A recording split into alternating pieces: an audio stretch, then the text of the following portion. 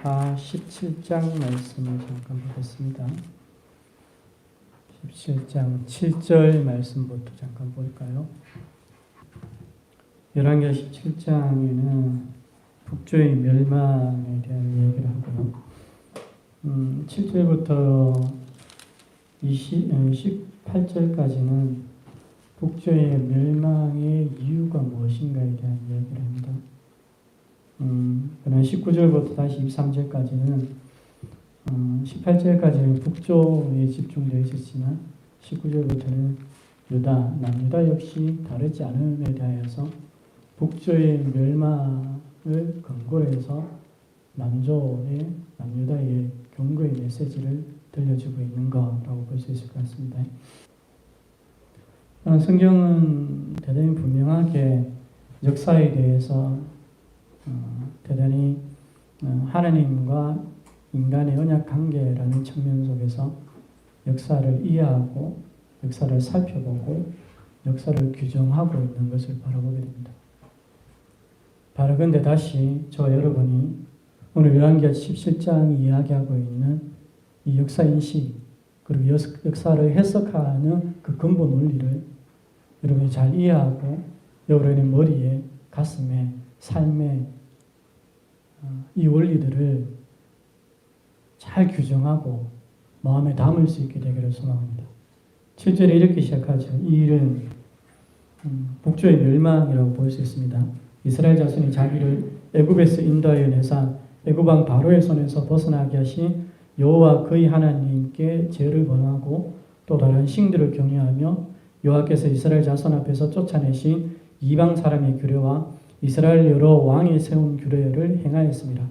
이스라엘 자손이 가만히 불의를 행하여 이렇게 이제 이야기가 시작되어지고 있죠.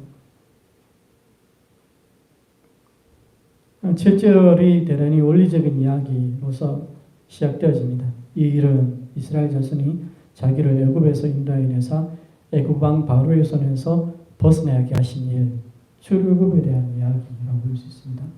그 출애굽에 대한 이야기 속에서 애굽을 향한 하나님의 10가지 재앙, 그리고 유월절, 그리고 홍해를 기적적으로 걷는 일들, 이 모든 것들이 다 포함되어지고 있겠죠. 그런 가운데서 출애굽기 15장에서 이스라엘 백성들이 모세와 미르암을 앞세우면서 노래했던 하나님의 구원에 대한 이야기, 출애굽의 그 역사 속에서 자기들이 경험했던 그 놀라운 일들에 대한 이야기, 그 사건에 대한 말씀이라고 볼 수 있습니다. 근데 문제는 이어지는 이야기죠. 벗어나게 하신 여호와 그 하나님께 죄를 범했다라고 얘기하죠. 세 가지를 먼저 얘기합니다. 다른 신들을 경외했다. 이방 사람의 규례를 쫓았다. 여러 왕의 세운 율례를 행하였다. 이렇게 얘기하고 있습니다. 대단히 근본적인 얘기를 하죠. 하나님을 향하여서 얘기하고 이방 그리고 자기 자신들 속에서 모든 것이 무너져 있는 것들을 보게 됩니다. 하나님 관계가 무너지고 그리고 이방과의 관계가 무너지고 여기서 관계가 무너졌다는 것은 이방과 자기 자신들이 서 있어야 하는 자리에 대한 정체성을 이해하지 못했다는 거죠. 그래서 섞여버렸다는 거라고 볼 수 있습니다. 우리 식으로 얘기하면 세상성이라고 볼 수 있겠죠. 그리고 다시 이어지는 것은 자기들 안에서 살아가야 되는 삶의 원리조차도 자기 자신들이 살아가야 되는 이스라엘에 살아가야 되는 그 관계적 삶의 원리도 무너져 있는 것에 대해서 얘기하고 있습니다. 그 근본적인 원인은 출애굽을 행하여 주셨던 출애굽의 구원의 역사를 행하여 주셨던 여호와 그 하나님께 죄를 범했다 이렇게 얘기되어지고 있는 거죠. 이 메시지는 우리 가운데 굉장히 많은 의미를 담아내고 있는 것 같습니다. 그리고 우리의 모습을 보여주기도 하죠. 늘 말씀드리지만 출애굽이라는 것은 궁극적인 목적이 되어서는 안 되겠죠. 그러나 이스라엘 백성도 출애굽이라는 것에 대해서는 기가 막히게 노래했는데 자기 자신들이 경험했던 하나님의 놀라운 구원의 역사는 대단히 잘 기억하고 그런 가운데서 자기들이 얼마나 놀라운 역사를 기적을 경험했는가에 대해서 얘기하고 그러므로 자기 자신들이 얼마나 탁월한 백성인가에 대한 이야기로 자연스럽게 이어가고 있는 것에 있어서는 굉장히 익숙한 삶을 살아갔던 거라고 볼 수 있습니다. 그런데 더 근본적인 그 출애굽의 역사를 통하여서 이스라엘과 언약을 맺음으로써 여호와만이 그들의 하나님이 되고 이스라엘만이 여호와의 백성이 되어서 그 여호와의 백성인 언약 백성이 어떤 여호와의 백성으로서의 삶을 살아가야 하는가에 대한 문제에 있어서는 이들은 깡그리 무시했던 삶을 살아가고 있는 거라고 할 수 있습니다. 그 이야기가 지금 7절 속에 담겨져 있는 것입니다. 이들이 출애굽의 구원에 대한 이야기를 잊어버렸을까요? 그렇지 않습니다. 이스라엘 백성들은 늘 출애굽을 얘기합니다. 늘 출애굽을 얘기하긴 하는데 그 출애굽을 통하여서 그들이 여호와와 어떤 언약 관계를 맺어서 어떻게 하나님의 언약 백성이 되었고 그 언약 백성이 된 자기 자신들이 어떤 삶을 살아가야 하는가에 대해서는 도무지 생각하지 못했던 거라고 볼 수 있습니다. 지금 그 이야기를 우리는 다시 보게 되는 거죠. 여호와 그 하나님께 저를 범했다. 출애굽의 역사를 잊어버렸다라는 얘기가 아니라 여호와 그 하나님께 죄를 범했다는 이야기는 그 여호와 하나님 앞에서 이 백성들이 이 언약 백성들이 언약 백성의 삶을 살지 않았다라는 얘기를 하는 겁니다. 그리고 그들이 언약 백성의 삶을 살지 않았던 근거에 대해서 말씀하시는 거죠. 크게 얘기하는 겁니다. 다른 신들을 경외했다. 여기서 시작하는 거죠. 여호와만이 그들의 하나님인데 다른 신들을 경외하고 있는 거죠. 여호와만을 경외해야 하는데 다른 신들을 경외한다라고 얘기하는 거죠. 이야기는 여호와의 언약 관계 속에서의 자기 존재를 망각하고 그 망각 속에서 언약 백성의 삶을 살아가는 것이 불가능해졌다라는 얘기를 하고 자기 자신들이 원하는 삶을 살아가고 있었다는 것들을 보여주고 있는 거라고 볼 수 있겠죠. 그렇기 때문에 당연히 다른 신들을 경외하고 그렇기 때문에 당연히 이방 사람의 규례를 쫓아가게 되고 그렇기 때문에 당연히 이스라엘 여러 왕이 세운 율례를 행하게 되는 거라고 볼 수 있겠습니다. 그리고 특별히 세 번째 이스라엘 여러 왕들이 세웠던 율례를 행했다라는 근본적인 이야기는 이 말씀의 더 근본적인 이야기는 나중에 16절 속에서 나오죠. 그 하나님 여호와의 모든 명령을 버리고 자기를 위하여 두 송아지 형상을 부어 만들고 라고 얘기되어지는 북조와 남조가 솔로몬 위에 나뉘어집니다. 나뉘어지는 가운데서 하나님은 여로보암에게 다윗에게 주셨던 언약의 말씀들을 언약의 약속들을 여로보암에게도 허락하십니다. 굉장히 놀라운 장면이라고 볼 수 있습니다. 그리고 하나님 역사를 만들어 가시고 있는 하나님의 역사적 행동을 또 보게 되는 거라고 볼 수 있습니다. 하나님 나라의 나뉘어짐은 그 자체로는 범죄의 결과라고 볼 수 있겠죠.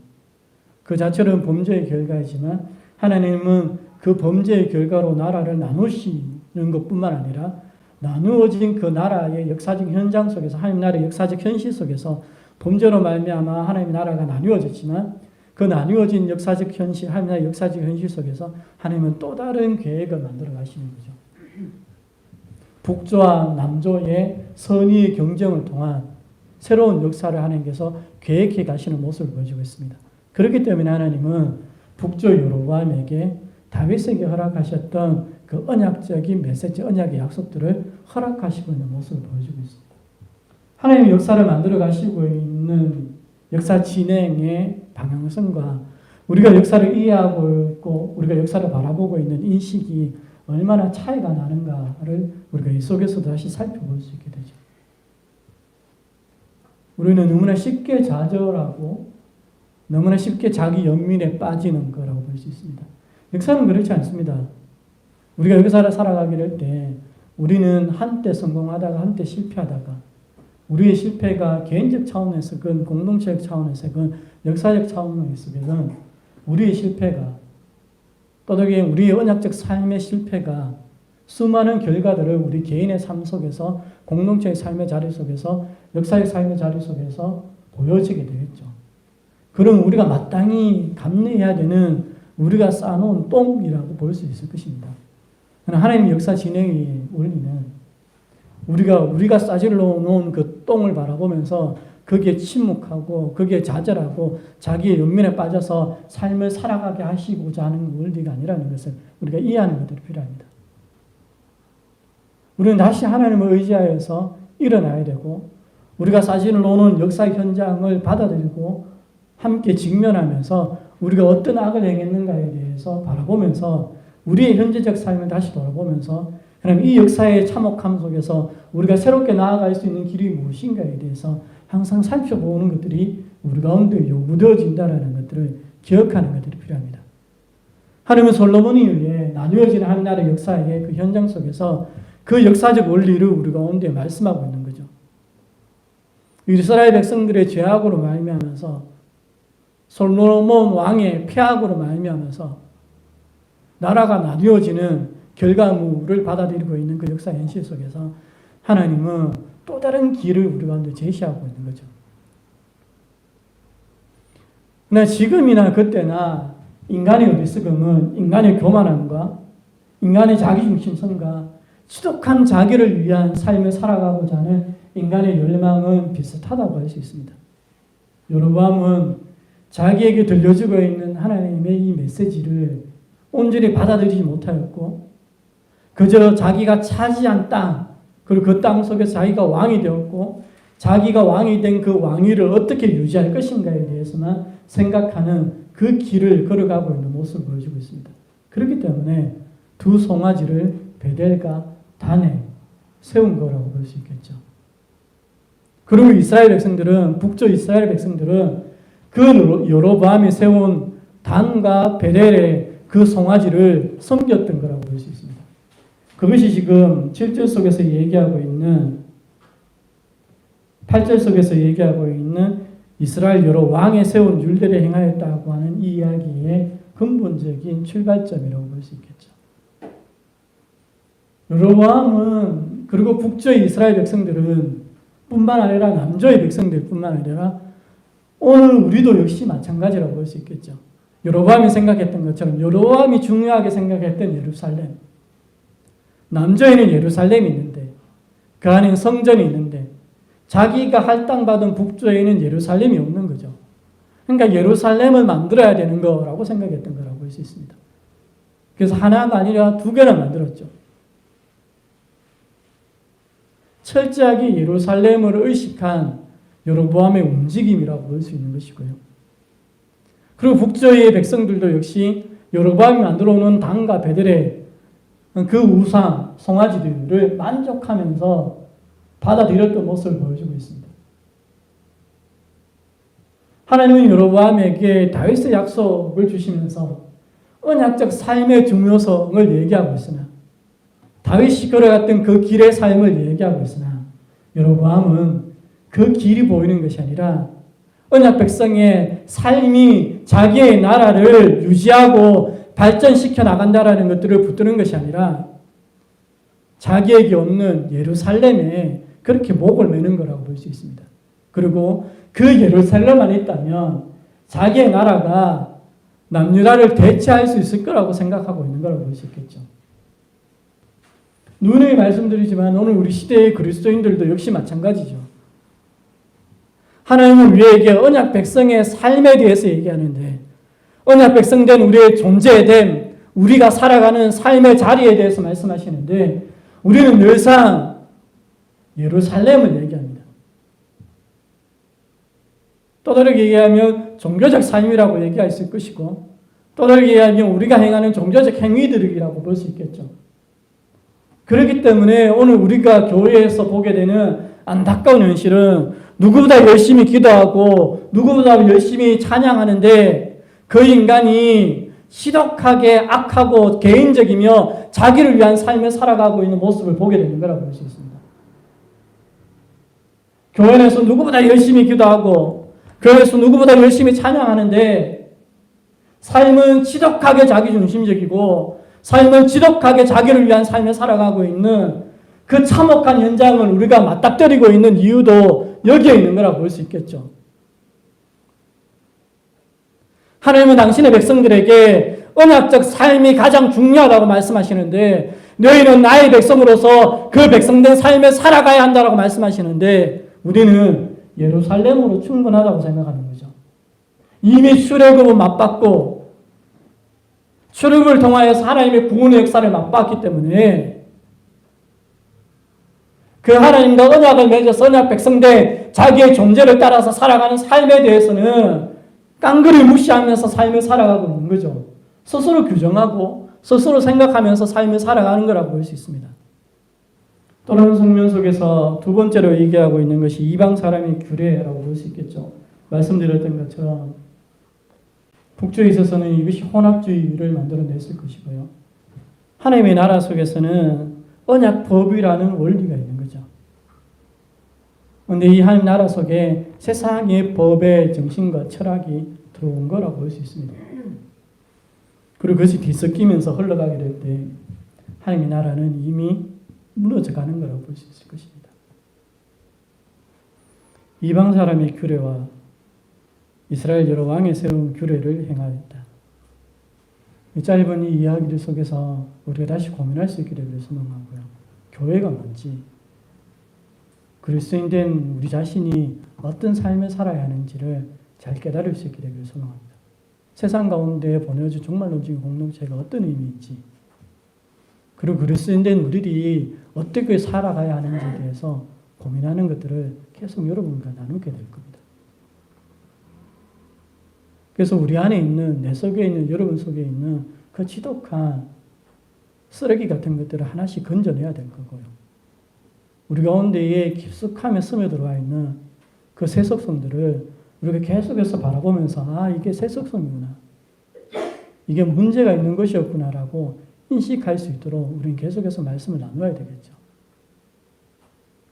그런 가운데서 오늘 열왕기하 17장을 통해서 말씀하시는 하나님의 이 탄식을 우리가 들어야 될 거 아닙니까? 열왕기하 17장이 왜 기록되어져 있을까요? 하나님이 너희는 이렇게 이런 잘못을 했기 때문에 망해뒀어. 이 얘기를 하고 있는 건가요? 아니요. 하나님의 탄식입니다. 그 이야기가 같은 시를 살았던 이사야의 말씀 속에서 나오죠. 이사야 5장 속에서 이사야가 포도원의 노를 통하여서 우리 가운데 들려주고 있는 이야기가 그 말씀이라고 볼 수 있겠죠. 애통하시는 하나님의 애통의 노래. 열왕기하 17장은 우리에게 하나님의 애통의 소리를 좀 들으라고 얘기하는 겁니다. 하나님 말씀하시는 거죠. 도대체 왜 네가 누구인지를 알지 못하느냐.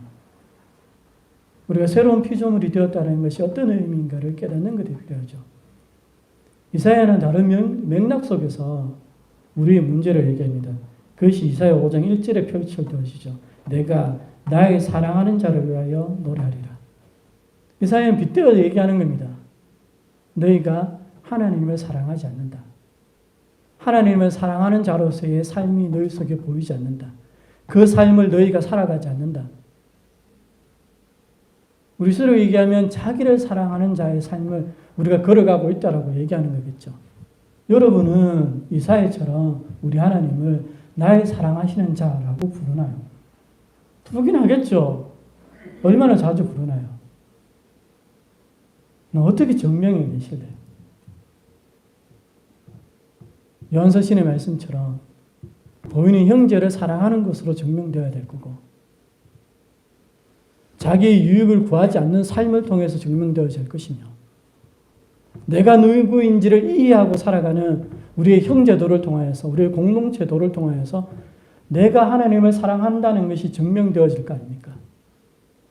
그 사랑이 없을 때 열왕기하 17장은 얘기하는 겁니다. 우리가 이방 신들을 경외하고 이방의 규례를 쫓아가고 우리의 입맛에 맞는 우리의 원칙과 우리의 원리를 우리가 스스로 정하고 그 삶을 살아가게 될 거라고 얘기하는 거겠죠. 이사야식으로 얘기하면 우리 안에 가득한 이 지독한 세속성의 문제는 사랑의 문제입니다. 우리가 그렇게 열렬하게 사랑합니다라고 얘기하는 우리 하나님을 향한 우리의 사랑의 천박함이 문제라고 얘기하는 겁니다. 하나님을 향한 내 사랑이, 여러분의 사랑이 얼마나 천박한지를 내가 살아가는 삶을 통하여서 내가 깨닫고 마주하지 못한다면 우리의 삶은 더욱더 어려워지겠죠. 바라건대 우리가 깨달을 수 있기를 소망하고요. 그 깨달음 속에서 우리가 애통하며 가슴을 치면서 우리 가운데 베풀어 주신 은혜와 사랑이 무엇인가를 다시 깨닫고 겸손하게 다시 저 여러분이 하나님과 함께 손잡고 길을 걸어갈 수 있기를 소망합니다. 아멘. 오늘 여기까지 할게요.